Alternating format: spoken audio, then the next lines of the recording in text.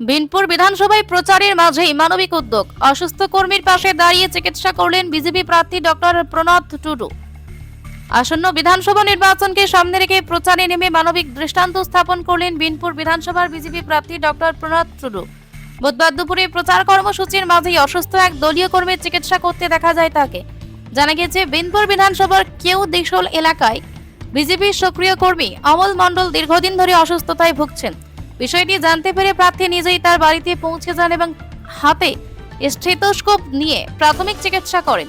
প্রার্থীর এই উদ্যোগে এলাকায় ব্যাপক সাড়া পড়ে। এরপর তিনি ফুলাভেদা অঞ্চলে বাড়িঘাটি, শ্রীডুগোড়া ও কুশভোলা এলাকায় জনসংযোগ কর্মসূচি সারেন।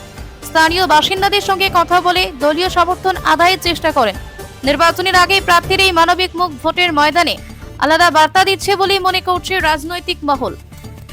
দেখুন, আমি গত 20 বছর ধরে ডাক্তারি করেছি এবং ঢাকা মেডিকেল কলেজে ছিলাম।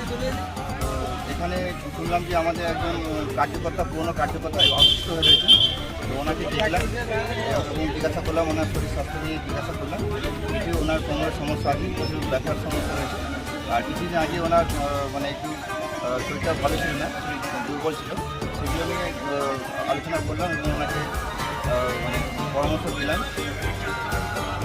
কোনো কাশি টাশি তো হয়নি, শুধু শরীরটা একটু দুর্বল হচ্ছে, তাই তো? না, ওরা কিছু অসুস্থ আছে। করোনা ভ্যাকসিন দিয়ে এখন আমার মাথা ঘুরে। अच्छा अच्छा ठीक है कोई अरे इंग्लिश ले जाता आपका फोन ले आपका ले कोई साले जहां इसके ना ये नरे इलेक्ट्रिक बिल बेसिकली हां तीन नंबर का প্রত্যেকটা অর্ডারে যাতে তাই কি না জিনিস আর রাস্তাঘাটে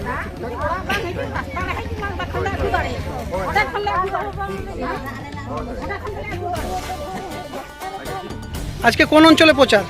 আজকে আমরা গোলাবেদা অঞ্চলে এসেছি। এই বেলপাহাড়ি মণ্ডলী গোলাবেদা অঞ্চলে এসেছি। এখানে কিছু গ্রামে, কিছু আদিবাসী গ্রাম আছে, কিছু জেনারেল গ্রাম আছে।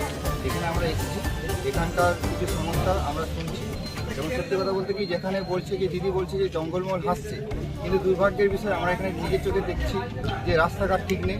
শুধু তাই নয়, বহু জায়গায় জলের খুব সমস্যা, পানীয় জল পর্যন্ত এখানে ঠিকমতো পাওয়া যাচ্ছে না।